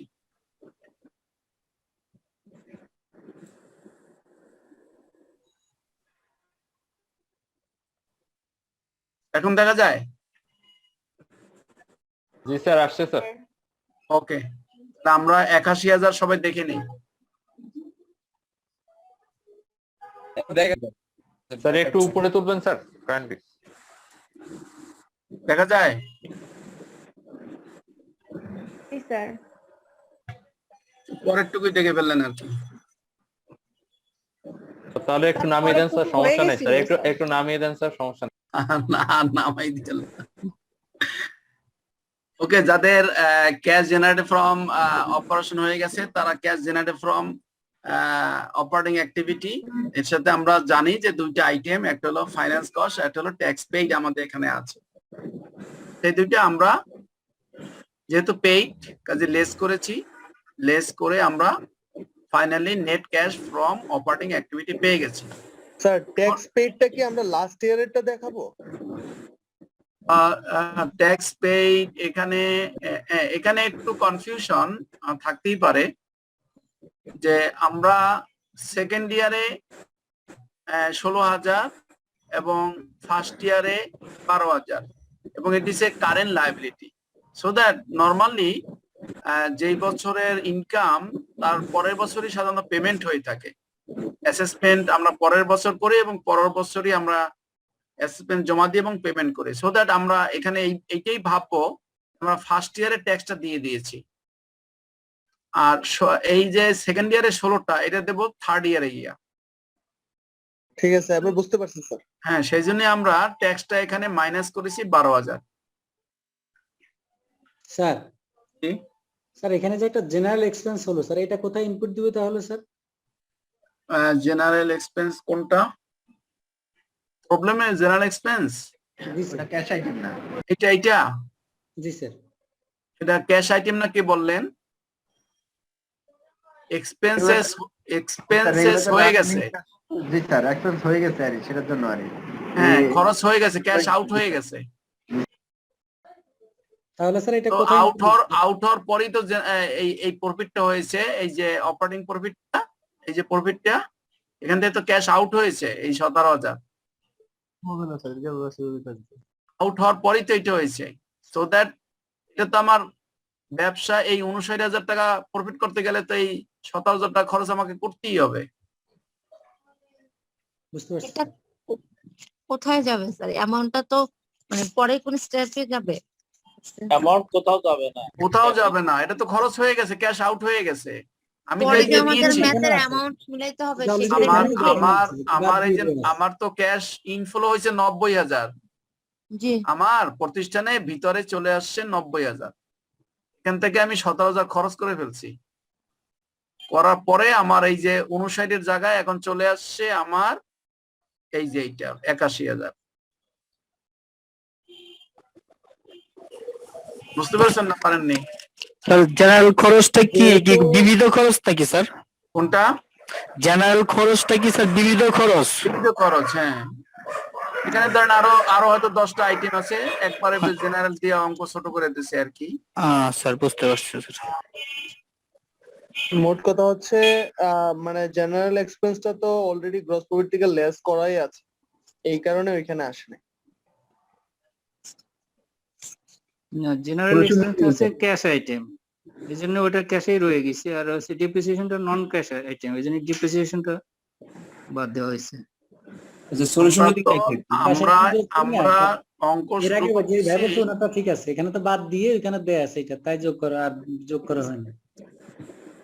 আমরা অঙ্ক শুরু করতেছি অপারেটিং প্রফিট দিয়ে, আর এই অপারেটিং প্রফিট কে ধরে নিলাম, তাদের বুঝতে একটু অসুবিধা, তারা ধরে নেন যে আপনি ব্যবসাতে 59,000 টাকা ক্যাশ পেয়েছেন, আসছে আপনার ব্যবসার ভিতরে, হিসাব করে বের করলেন। প্রথমে আসছিল 90,000, তারপর কিছু খরচাপাতি বাদ দিয়া আপনি বলতেছেন যে এখন আমার কাছে ক্যাশ আসে 59,000। এখন আমরা দেখবো এই 59,000 টাকা যে আসছে সেটা এই 3টা আইটেম বাদ দিয়ে, এই 3টা আইটেমের মধ্যে এই 2টার জন্য তোর ক্যাশ আউট হয় নাই, সেজন্য আমরা এটাকে অ্যাড করে আমরা নেট বের করলাম যে অ্যাকচুয়ালি হয়েছে 81,000।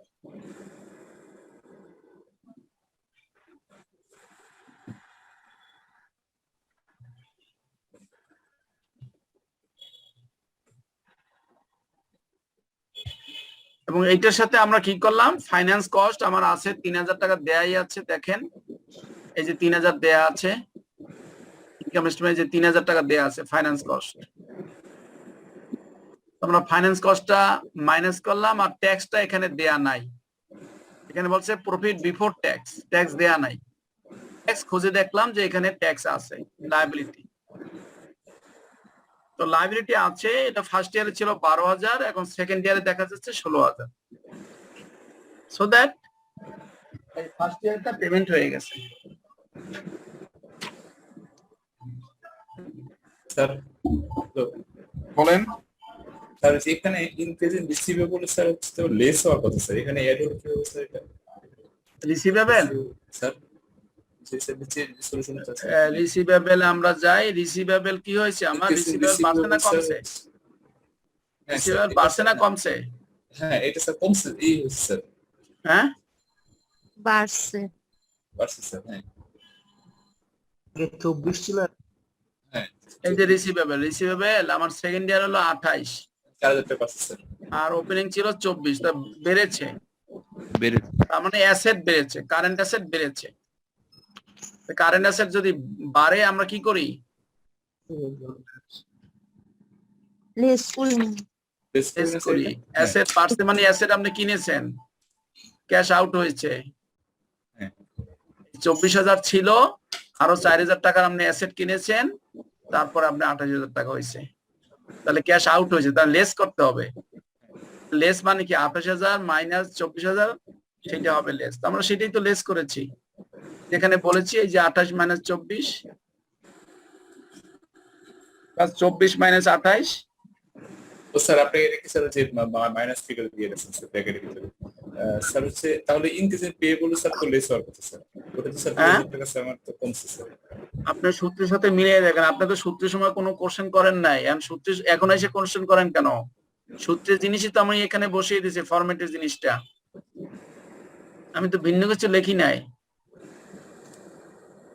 ফরম্যাটে যা ছিল তাই তো করলাম, তাহলে ফরম্যাটের সময় তো কোনো কোশ্চেন করেননি, তাহলে এখন কেন কোশ্চেন করতেছেন? ভাই আপনি ফরম্যাট দেখেন, পেয়েবল বাড়লে সেটা অ্যাড করতে হয়, ইনক্রিজ যখন পেয়েবল ইনক্রিজ হয় তখন সেটা অ্যাড হয়, এজন্য 2,000 অ্যাড হয়েছে।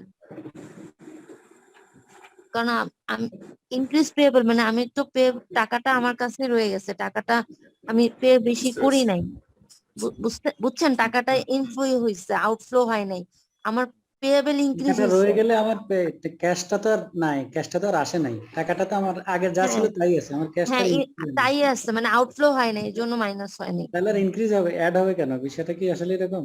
না স্যার বলছে ইনক্রিজ পেয়েবল মানে পেয়েবল ইনক্রিজ হচ্ছে, আমার পেয়েবল বাড়তেছে, মানে না, আউট হচ্ছে না, ক্যাশ আউট হচ্ছে না, এই জন্য মাইনাস হয় না। স্যার জিনিসটা কি এরকম না?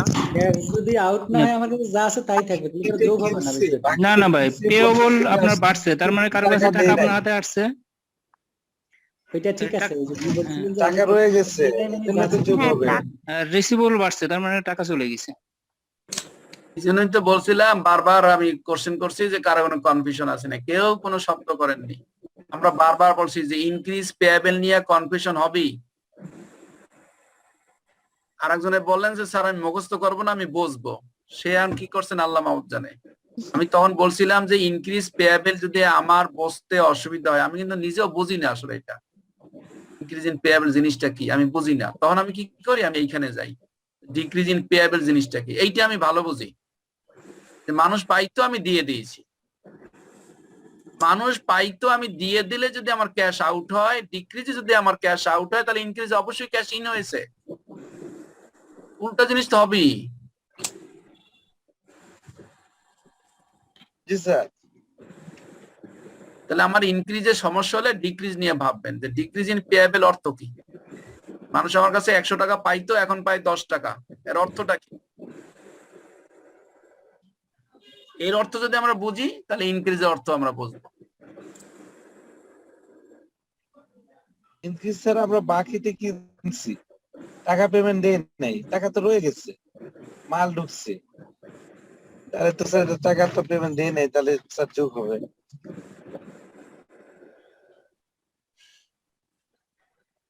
ওই মালের সাথে মিলাইতে গেলে সারা জীবনই কনফিউশন থাকবে।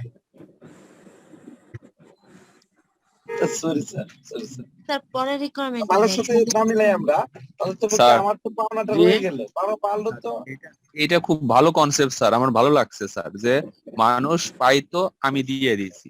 যেমন আমি বাসা ভাড়া ডিউ রয়ে গেছে, উনি আমার কাছে টাকা পাইতো আমি দিয়ে দিয়েছি, ডিক্রিজ পেয়েবল। তার মানে কি হয়েছে স্যার, আমার কমে গেছে, আমার পেয়েবলটা ছিল কিছু কমে গিয়েছে। তো ডিক্রিজ পেয়েবল যদি কমে গেছে হয়, ইনক্রিজ পেয়েবল এর এই উল্টাটা হবে স্যার। আপনার এই এক কনসেপ্ট আমি একদম খাতায় নোট করেছি, যে মানুষ পাইতো আমি টাকা দিয়ে দিচ্ছি। সেটা যদি লেস হয়, হ্যাঁ, ইনক্রিজ যদি লেস হয়, তাহলে ডিক্রিজ অ্যাড হবে, বা শেষ, আর কিছু বোঝার দরকারই নাই আমার। অ্যাড হবে স্যার। জি স্যার, এই কনসেপ্ট আমি Yes, sir. একদম খাতায় লিখে রাখলাম, যে মানুষ পাইতো আমি টাকা আমি দিয়ে তো দিচ্ছি। বারবার বলার চেষ্টা করেছি যে আমরা এখানে যতগুলো আইটেম অ্যাড করেছি, লেট করেছি, আমরা যদি একটা না বুঝি লেসে যাব, লেসটা জি, না স্যার। বুঝলে অ্যাডে যাব। যে কোনো একটা তো আমি বুঝবোই, এতটুকু বুদ্ধি কি আল্লাহ আমাকে দেয় নাই? যে কোনো একটা তো বোঝার ক্ষমতা আল্লাহ আমাকে দিয়েছে, যে কোনো একটা বুঝলে বাকিটা উল্টো হবে। জি স্যার। ওই যে ক্যাশটা এখনো যায় নাই, আছে এটা চিন্তা করলে আর মিলে যাবে। আমি তো বারবার বলছি, ওই পার্সেজের সাথে মিলাইতে গেলে, সেলস এর সাথে মিলাইতে গেলে আপনার ক্যাশ ফ্লো হবে না। আপনি যত ইজি চিন্তা করবেন, অত ক্যাশ ফ্লো আপনার তাড়াতাড়ি হবে। তাহলে আমরা রিকোয়ারমেন্ট না, সরি, বি স্টেপে যাই। সেকেন্ড স্টেপটা কি আমাদের? সেকেন্ড স্টেপটা কি আমাদের? Cash flow from investing activities. Right. আমরা কি কেউ করতে পেরেছি ফরম্যাট দেখে?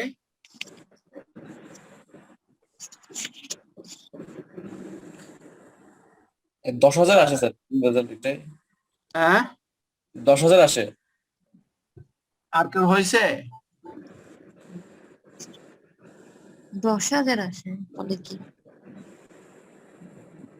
যে যা বলুক, আপনারটা আপনি করেন। স্যার 19,000। আর কারো হয়েছে 19,000? 19,000 তাও sir. Sir negative balance. Negative. আচ্ছা, এইবার 19,000 আপনারা যদি কোনো জায়গায় কোনো চাকরিতে যান, আর যদি আপনাকে ইন্টারভিউ ফেস করতে হয়, আর যদি ক্যাশ ফ্লোর উপরে কখনো কোশ্চেন করে, তাহলে কিন্তু প্রথম কোশ্চেনটাই করবে যে ইনভেস্টিং অ্যাক্টিভিটি সাধারণত কি হয়, মাইনাস ফিগার হয় না প্লাস ফিগার হয়, মাইনাস হলে কি বোঝায়, প্লাস হলে কি বোঝায়, কেউ কি বলতে পারবেন?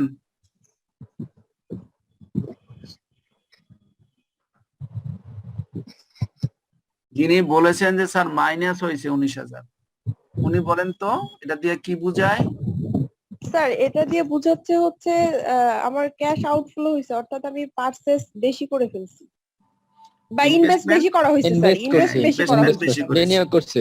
Right, sir. এইটাই বোঝায়। ভাইবাতে কিন্তু ভাইবারও প্রিপারেশন আমাদের নিয়ে ফেলতে হবে বাই দিস টাইম, চাকরি বাকরি করতে হবে তো। আমাদের কিন্তু কিছুদিন আগে আমার প্রতিষ্ঠানে একটা ইন্টারভিউ গেছে, সেখানে 22 জনে ইন্টারভিউ দিয়েছে, সেম কোশ্চেন 22 জনকেই করেছি, একজনও উত্তর দিতে পারেনি। সো দ্যাট শুধু অঙ্ক করলেই হবে না, বাস্তবতাটা বুঝতে হবে যে ইনভেস্টমেন্ট আমার মাইনাস, তার মানে আমি ইনভেস্টমেন্ট করেছি, ক্যাশ আউটফ্লো হয়েছে, ক্যাশ আউটফ্লোই মানে আমি ইনভেস্টমেন্ট করেছি। ইনভেস্টমেন্ট করাটা ভালো, এবং ইনভেস্টিং অ্যাক্টিভিটি ম্যাক্সিমাম অঙ্কে 99% অঙ্কে মাইনাস থাকবে। ওকে, সবার কি হয়েছে? কার কত হয়েছে বলেন?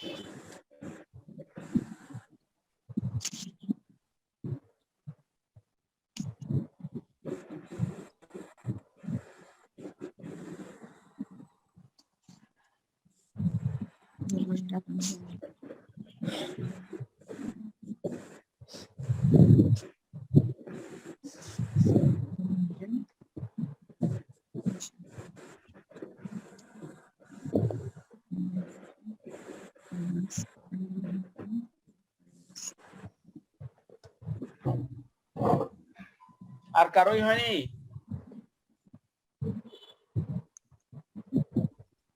আমরা তো বারবার বলেছিলাম যে ফরম্যাট দেখেও আমরা করতে পারবো।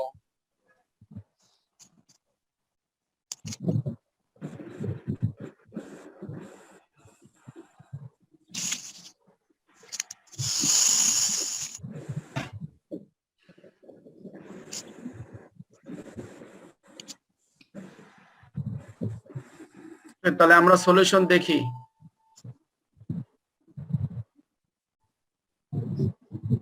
দেখেন তো কার কার হয়েছে।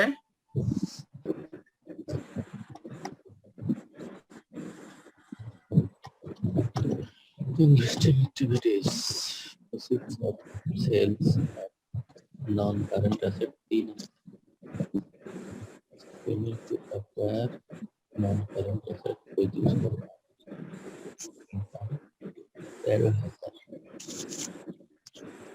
net cash used to investing activities minus হয়েছে দুই একজনের? স্যার জি, আমি তো ওই প্রসেসটা দেখেছি আগাই, তাহলে আমি তোমার কাছে purchase on non current asset, that means আমি তো পারচেজের ওইখানে প্ল্যান্ট অন এট কস্ট ওইটা ধরছি। আপনি বলেছি proceeds of sale of non current asset, অর্থাৎ নন কারেন্ট অ্যাসেট বিক্রি করে কয় টাকা পেয়েছি। এখানে বলেছে যে একটা নন কারেন্ট অ্যাসেট নাম হলো প্ল্যান, সেটা বিক্রি করছে, সেটা একটা তথ্য দেশে, তার কস্ট ছিল 15,000 এবং বুক ভ্যালু ছিল 7,000। তার মানে হলো কি, তার 8,000 ছিল ডেপ্রিসিয়েশন, আর তাহলে তার বুক ভ্যালু 7,000। এখানে এসে দেখলাম ইনকাম স্টেটমেন্টে বললো যে loss on disposal of plan বিক্রি করে তার 4,000 টাকা লস হয়েছে। আমার বুক ভ্যালু যদি 7,000 হয় আর আমার বিক্রি করে যদি আমার 4,000 লস হয়, তাহলে আমি কত টাকায় বিক্রি করেছি? 3,000 7 থেকে 4,000 বাদ দিলে 3,000। আমার জিনিসটার এখন ধরেন ভ্যালু হইলো 7,000, জি বিক্রি করে লস হয়েছে 4,000, তাহলে আমি কয় টাকা বিক্রি করেছি? 3,000। 3,000। তাহলে এটা আমরা ওয়ার্কিং গুলো আমরা শেষে করেই দেখাবো। এখানে এইভাবে ওয়ার্কিং করতে হবে। ওয়ার্কিং কস্ট হলো 15,000, আমার ডেপ্রিসিয়েশন ব্যালেন্স হলো 8,000, আমার ক্যারিং কস্ট হলো 7,000, আমি সেল অফ অ্যাসেট 3,000, কারণ ব্যালেন্সিং ফিগার এটা, আমার লস হয়েছে 4,000। তারপর স্যার আরেকটু দেখবো স্যার সলিউশন। স্যার আমি অ্যাকাউন্টিং একটু বুঝি কম, এর জন্য আমি তো আরো কম বুঝি। স্যার এই যে এখানে নন কারেন্ট অ্যাসেট প্ল্যান্টের কস্টের কথা স্যার 2000 ইয়ার 2 তে এসে 18,000 টাকা বেড়ে গেল, তাহলে স্যার এটাও তো আমার ক্যাশ আউটফ্লো হওয়ার কথা না স্যার? হ্যাঁ, নন কারেন্ট অ্যাসেট। আর নন কারেন্ট অ্যাসেটের মধ্যে প্ল্যান্ট এট কস্ট ইয়ার 2 তে স্যার ইয়ার 1 এ আছে 80,000, 2 তে এসে 98,000, তাহলে স্যার আমার 18,000 টাকা বেড়ে গেল না স্যার? তাহলে এটাকে আমার ক্যাশ আউটফ্লো ধরবো না স্যার? আমি তো একটা অ্যাসেট তার মানে কিনছি স্যার হয়তো বা। কেমনে 18,000 বাড়লো? এখানে 80 আর 98 করলে 18,000 বাইরে যায়।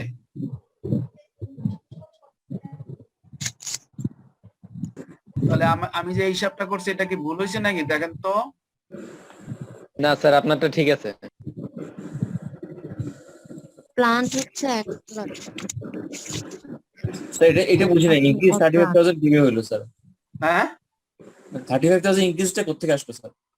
ইনকেজে ব্যালেন্সিং ফিগার, এই যে আপনার 1 লাখ টাকা তো ফার্স্ট ইয়ারে দেয়াই আছে, জি স্যার। আছে না? জি স্যার। এই 1,20,000 সেকেন্ড ইয়ারে দেওয়া আছে না? জি স্যার। এই দুটো তো আমার ব্যালেন্স শিটে দেয়াই আছে। মাঝখানে গিয়ে সে একটা বিক্রি করছে, তার কস্ট ছিল 15,000, বাদ দিলাম। তো ফার্স্ট ইয়ারে তার থাকার কথা 85,000, আর সেখানে এখন আছে 1,20,000। এটা সেকেন্ড ইয়ারে যে 1,20,000 আছে সেই ব্যালেন্সটা sir. It is balancing figure. হ্যাঁ, আর এটা হচ্ছে ইনক্রিজ। ওকে, তো নাই তাহলে 35,000 হবে এটা।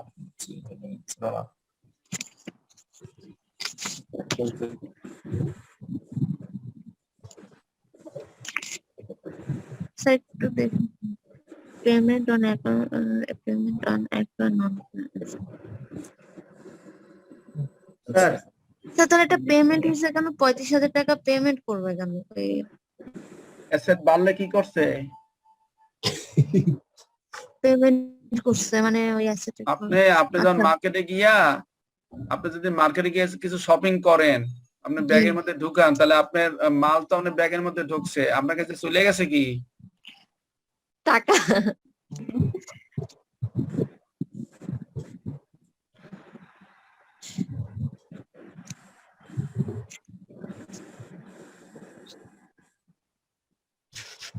দ্যাট মিন্স কি স্যার আমরা যখন সূত্রটার যে আইটেম গুলো পড়তেছিলাম, cash flow from investing activities এর ফার্স্টে ছিল purchase on non current assets. এইটাকে আমরা ওয়ার্কআউট করে এই জিনিসটা বের করলাম, তাই তো স্যার?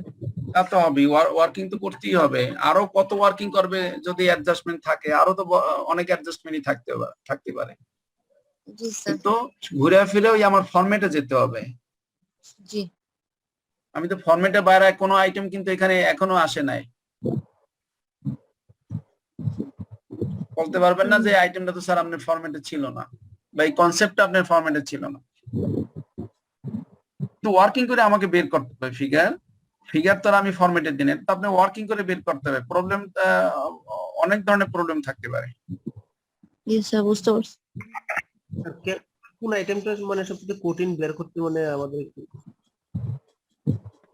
তাহলে আমাদের 19,000 পর্যন্ত সবার হয়েছে?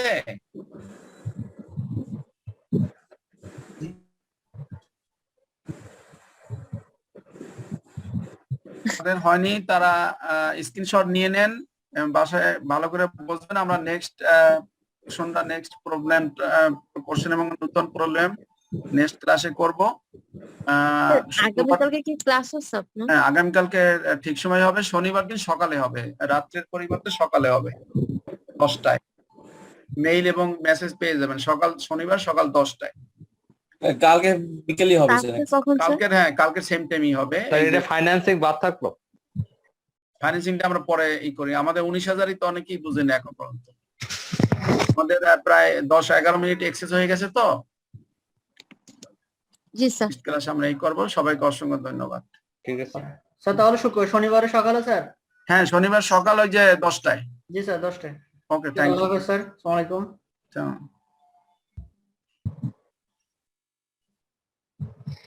জি স্যার, আসসালামু আলাইকুম। Record